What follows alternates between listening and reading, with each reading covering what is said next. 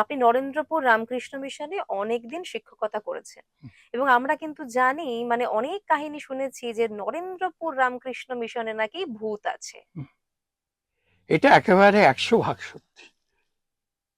আমি কিন্তু এটা বলছি না এই কারণে যে ওখানকার স্টুডেন্টদের ভয় পাওয়ার জন্য।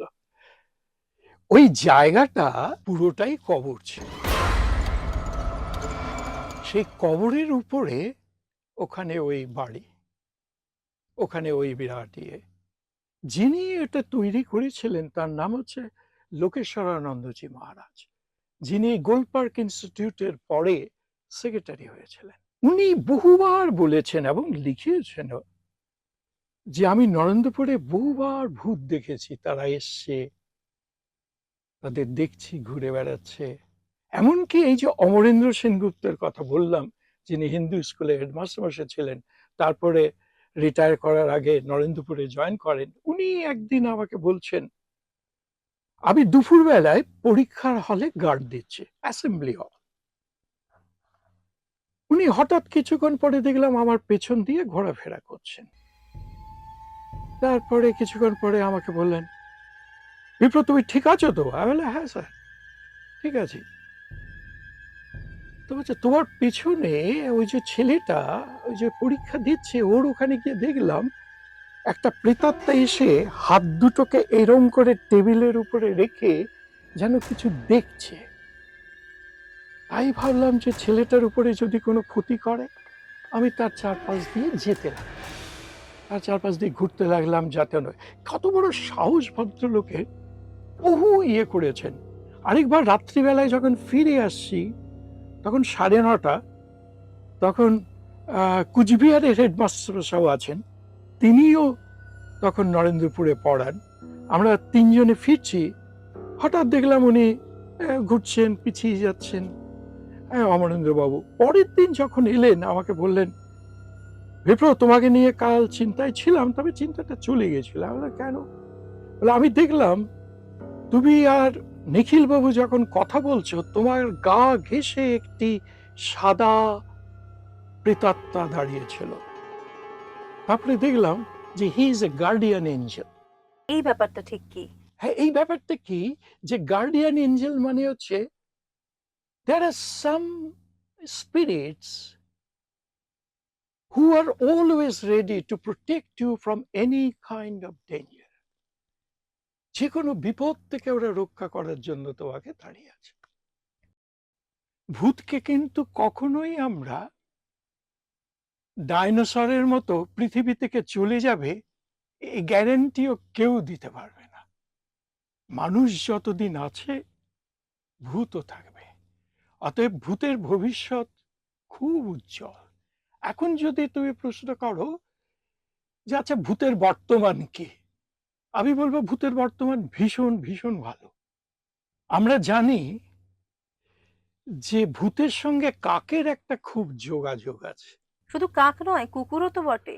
বলো, তুমি বলো কি কি দেখেছো, তোমার অভিজ্ঞতা আমাকে বলো। আমার মানে এটা একটুখানি অদ্ভুত অভিজ্ঞতা। মানে আমার খুব প্রিয়জন বিয়োগ হয়েছে কিছুদিন আগেই, ধরুন কয়েক মাস আগে। আমার পিসি মারা গেছেন। তো যেদিন ভোরে এই ঘটনাটা ঘটলো, বাইরে অদ্ভুত একটা ভোরবেলায় কা কা করে কাক ডাকছে আর কুকুর কাঁদছে। এটা যেমন একটা দেখলাম, তারপরে এই খবরটা পেলাম। এই একই রকম ঘটনা ঘটেছিল আজ থেকে মোটামুটি ধরুন, মানে অনেক বছর, আমি ক্লাস 2-তে পড়ি তখন। আমার সেজো মামা উনি মারা গিয়েছিলেন। মঙ্গলবার ছিল, 2 তারিখ ছিল, মনে আছে আমার এইটুকু। অনেক ছোট ছিলাম তখন। ভোরবেলায় দূরে কোথাও কুকুর কাঁদছে। কাঁদছে মানে কয়েকটা কুকুর মিলে কাঁদছে। মা বললেন যে কি জানি কার ক্ষতি হয়ে গেল, কিন্তু সে ক্ষতি যে আমাদের ঘরেই হলো আমরা বুঝতে পারিনি। ধরুন প্রায় ঘন্টাখানেক বাদে খবর এলো, এক্স্যাক্টলি ওই সময়টাতেই যে সময় ওই কুকুরগুলো কাঁদছিল, সেই সময় আমার মামা মারা গিয়েছে। কিভাবে, মানে এগুলো কিভাবে আমরা এক্সপ্লেন করব? দেখো, কাক যেটা, কাককে আমরা ইংরেজিতে বলি স্ক্যাভেঞ্জার। স্ক্যাভেঞ্জার মানে হচ্ছে কি, ময়লা যেখানে পড়ে থাকে সেখান থেকে তুলে তুলে ময়লাটা খায়। আবার কাককে আমরা দেখেছি যুদ্ধক্ষেত্রে। যুদ্ধক্ষেত্রে কেন দেখেছি? যে মৃতদেহ পড়ে থাকে, সেখান থেকে তাদের মাংসটা গুবলে গুবলে খায়। অর্থাৎ কাকের সঙ্গে আমাদের একটা বীভৎস রস জড়িয়ে আছে। এটা কোকিলের সঙ্গে কখনো নয়। কেন নয়? যে কাক কিন্তু আমরা সবসময় ভাবি যে কর্কশ গলা, কণ্ঠস্বর, দেখতে কেমন একটা কুৎসিত। অতএব কাক হচ্ছে Messenger of death, Messenger of any bad things of our life. যার জন্য খুবই আশ্চর্য হবে যখন আমরা কাকের কথা বলি যে একটা গ্রুপ, একদল কাক আছে, আমরা তখন বলি a murder of crows. Murder, MURDER, a murder of crows. আবার র্যাভিন যখন কথাটা বলি, আমরা যেটা বাংলায় বলি দাঁড়কাক, দাঁড়কাক। দাঁড়কাকের ক্ষেত্রে বলি আমরা, তুমি আরো শুনলে অবাক হবে, এ কনস্পিরেসি অফ র্যাভেন্স। অর্থাৎ ওরা ষড়যন্ত্র করছে কাকেরা। এটা কিন্তু আমাদের ধারণা ওদের উপরে আমরা চাপিয়ে দিচ্ছি। ও বেচারীদের কোনো দোষ নেই, কিন্তু তাই বলে কি তাহলে এরা কি করে জানে, এরা কি করে মৃত্যুর খবরগুলো দেয়? ওরা ফিল করতে পারে কোনো রাইট, এক্স্যাক্টলি। ওরা ফিল করতে পারে, কুকুর যেমন ফিল করতে পারে, যার জন্য একটা প্রলংড চিৎকার করে, এবং সে চিৎকারের মধ্যে একটা বেদনা স্পষ্টভাবে ফুটে ওঠে। একেবারে মানে কাঁদছে, বোঝা যায় যে কাঁদছে, দুঃখে কাঁদছে। দুঃখে কাঁদছে। আমি একবার বাস স্ট্যান্ডে দাঁড়িয়ে আছি বাস ধরবো বলে, হঠাৎ দেখি আমার মাথার উপরে একটা কাক ইলেকট্রিক তারের উপরে বসে ডেকেই যাচ্ছে, ডেকেই যাচ্ছে। আমার খুব মনটা খারাপ হলো যে কে গেল, কোনো খারাপ খবর শুনবো। যখন আমি গেলাম, নরেন্দ্রপুরে নামলাম, তখন শুনলাম যে নরেন্দ্রপুরের যিনি লাইব্রেরিতে কাজ করতেন, ভদ্রলোক আমাকে খুবই ভালোবাসতেন, বিবেক নাম আমার যতদূর এখন মনে পড়ছে, তিনি মারা গেছেন।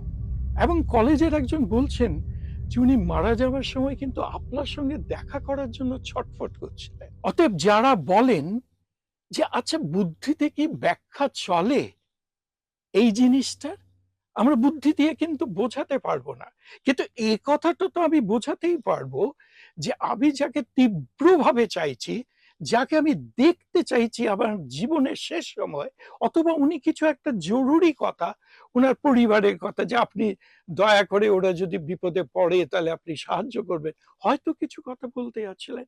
এটা তো খুব সম্ভব। আমরা দেখেছি টেলিপ্যাথি।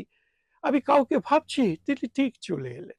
আমি কাউকে ভাবছি, তিনি সেই সময় আমাকে টেক্সট মেসেজ করলেন। ইংরেজিতে বলেন না, নোবেল লরিয়েট বলেছেন এডিংটন, উনি বলছেন this world is made of mind staff. গোটা পৃথিবীটাই মনের জগতে তৈরি।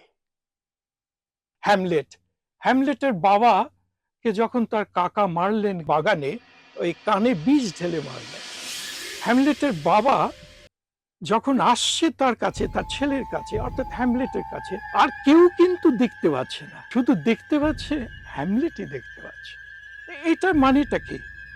যে ভূত এখানে playing the role of a messenger, যে দেখ, I was murdered by him and you must take the revenge of it.